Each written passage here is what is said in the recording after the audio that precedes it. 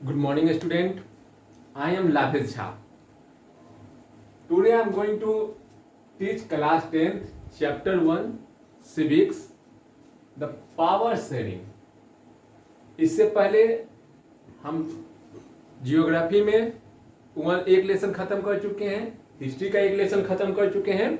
अब हम सिविक्स का लेसन स्टार्ट करने जा रहे हैं जिसका नाम है पावर शेयरिंग. इसी तरह करके हम जैसे ज्योग्राफी खत्म हो गया, हिस्ट्री खत्म हो गया, सिविक्स खत्म हो गया, तो उसके बाद हम इकोनॉमिक्स पढ़ाएंगे.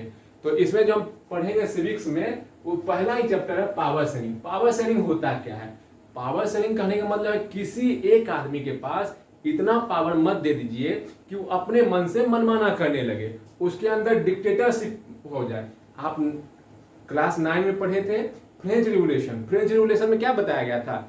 जैकोबिन्स क्लब में, जैकोबिन्स क्लब जो था वहां के जो राजा, वो लीडर थे रॉबिन्स जो थे, उनके अंदर पूरा पावर दे दिया गया है ना. वो क्या करने लगे? अपने शक्ति का मिसयूज करने लगे.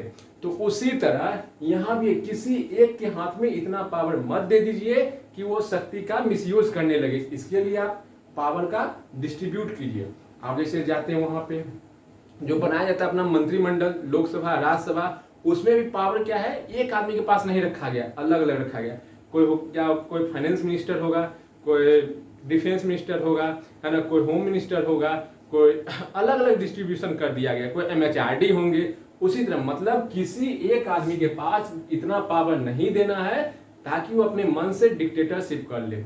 इसी तरह लैंग्वेज के आधार पे जो बोलने वाली जिनकी संख्या ज्यादा है, जो पॉपुलेशन ज्यादा है, उनकी संख्या ज्यादा है बोलने वाले किसी पर्टिकुलर लैंग्वेज की, तो उनका भी डिक्टेटरशिप नहीं हो, है ना. वो जो कम बोलने वाले, जो माइनॉरिटी वाले हैं, उनको दबा के रखें, ऐसा बात नहीं करना है. हम अभी तक पढ़े थे जो भी, है ना, 6 में, 7 में, 8 में, 9 में, उससे ये बिल्कुल अलग चलेगा. वहां पे हम जाने थे Y democracy, what is democracy 9 में पढ़े थे, एंड वाई डेमोक्रेसी. अब देखिए वहां पे क्या, ना तो ये डेमोक्रेसी की बात कर रही है, यहाँ पे बात क्या हो रहा है कि अगर किसी के पास पावर है देन इज डिस्ट्रीब्यूटेड, है ना, उसको डिस्ट्रीब्यूट कर देना चाहिए. तो उसी के अंतर्गत अभी जो हम पढ़ेंगे बेटा, वो पढ़ेंगे इथेनिक कंपोजिशन ऑफ बेल्जियम और श्रीलंका. अब इथेनिक क्या है?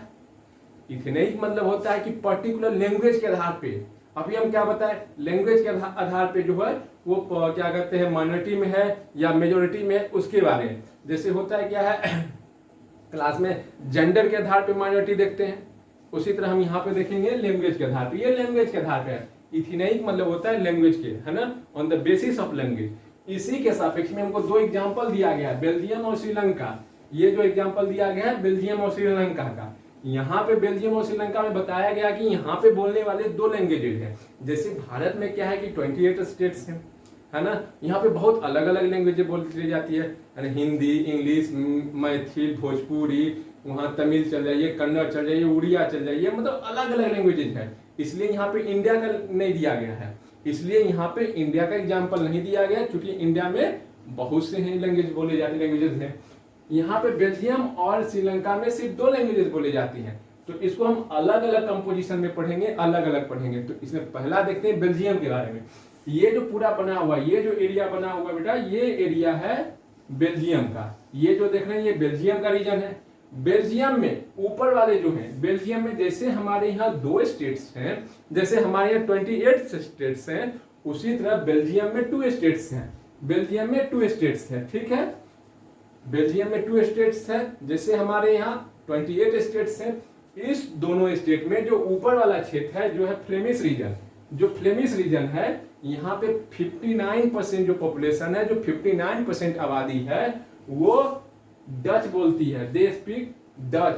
59% जो पॉपुलेशन है वो डच स्पीकर है, वो डच बोलती हैं.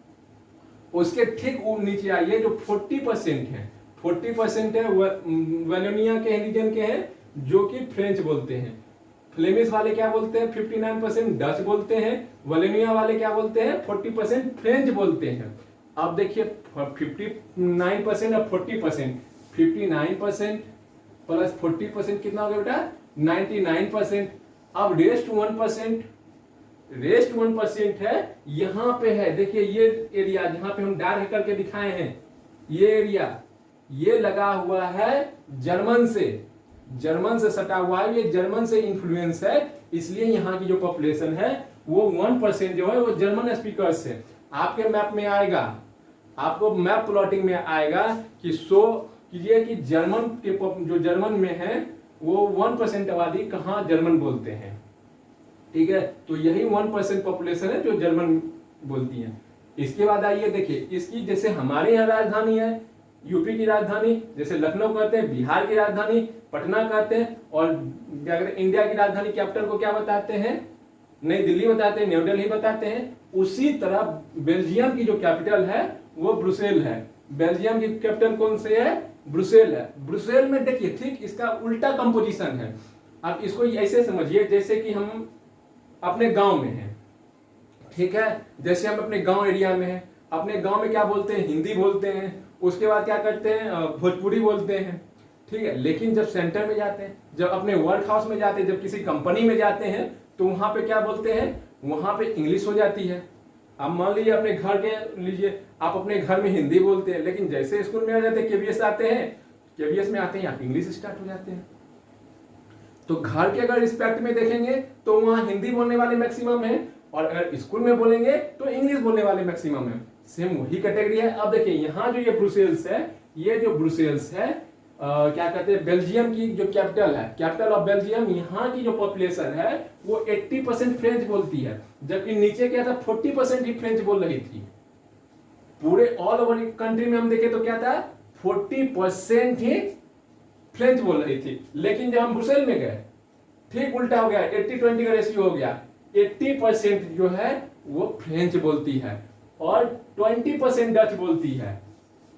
20% जो यहाँ की पॉपुलेशन है, 20% पॉपुलेशन जो है वो स्पीकर जो है वो फ्रेंच बोलती है, और सॉरी माफ कीजिएगा डच बोलती है, और 80% जो पॉपुलेशन है वो फ्रेंच बोलती है। तो ये आप देख लीजिए यहाँ पे क्या हुआ कि पूरी कंट्री में क्या है, यहाँ पे डच किया वो बना हुआ है, डच का इतने कंपोजिशन है, मैक्सिमम है, यहाँ पे डिक्टेटरशिप है, और वलोनिया में क्या है 40% है, और यहाँ पे जब कैपिटल में जाते हैं तो 80% फ्रेंच है और 20% डच है। यही बताया गया है कि जैसे हमारे यहाँ पावर शेयरिंग की बात की गई, उसी तरह वहां अगर पावर शेयरिंग ना किया जाए तो हम इस लेसन में काहे ये पढ़ रहे हैं, क्यों पढ़ रहे हैं, जानना तो होगा, है ना। तो इसमें हम इसीलिए इसको पढ़ रहे हैं जानने के लिए कि एक जो ये बेल्जियम है, इसका आगे जब हम वीडियो बनाएंगे तो बेल्जियम में बताएंगे कि वहां पे पावर शेयरिंग किया गया, तो वहां की जो पॉपुलेशन है, वहां की जो कंट्री डिस्ट्रिक्ट वो बना हुआ है, वो समरस बना हुआ है। लेकिन वही श्रीलंका में क्या है, ठीक इसका अपोजिट हो जाता है।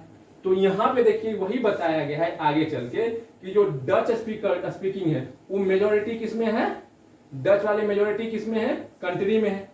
डच वाले जैसे अभी तुम बताए हैं कि just I told you, Dutch वाले जो मेजोरिटी में है in the country, but minority in the Brussels.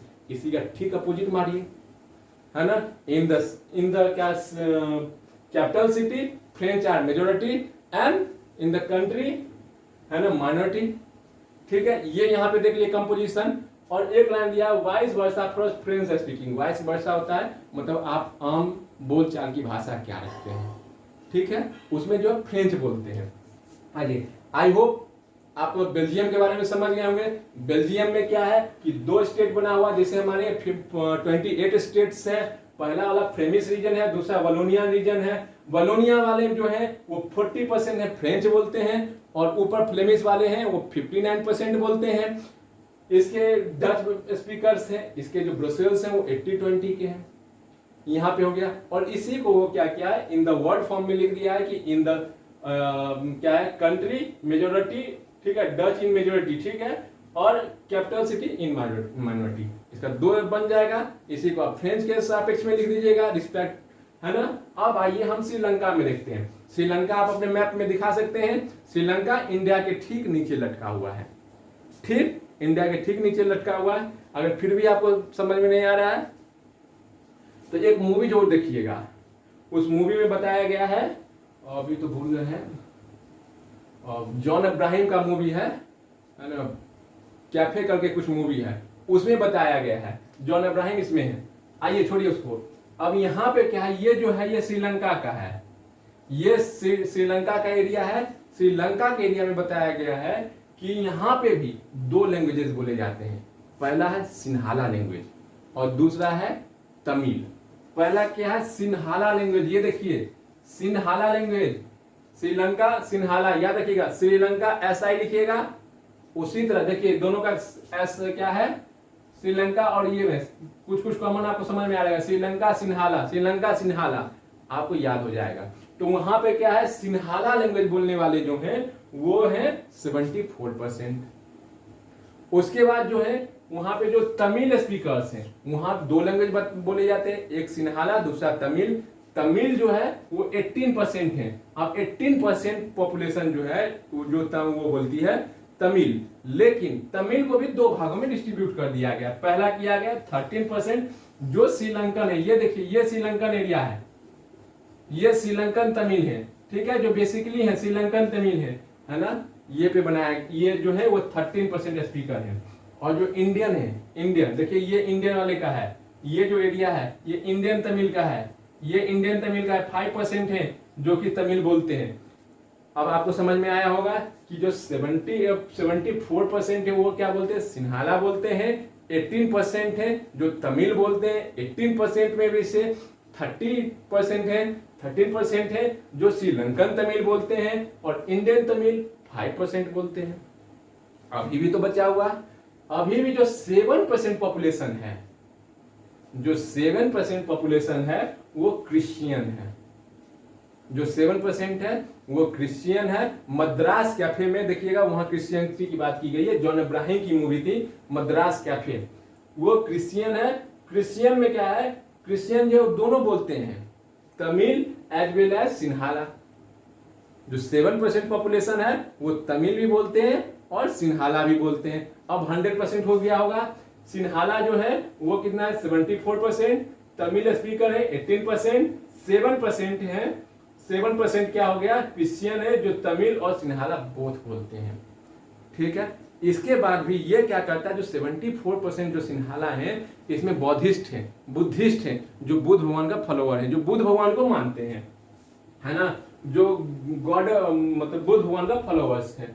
वो क्या करते हैं, ये 74% है, वो बुद्धिस्ट हैं। ये अपने लिए बुद्धिस्ट के लिए नए नए नियम, नए नए लॉ बनाते हैं और उन्हीं को प्रमोट करते हैं। तो आज की जो वीडियो में हम देखे हैं, क्या देखे हैं कि यहाँ पे ethic composition of Belgium and Sri Lanka की भाषाई आधार पे, लैंग्वेज आधार पे यहाँ पे किस तरह का कंपोजिशन है, जिसमें हम बेल्जियम को भी डिफाइन किए और श्रीलंका को भी।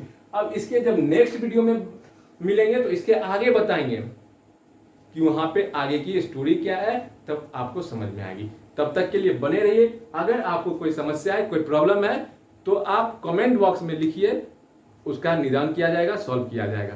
Thank you.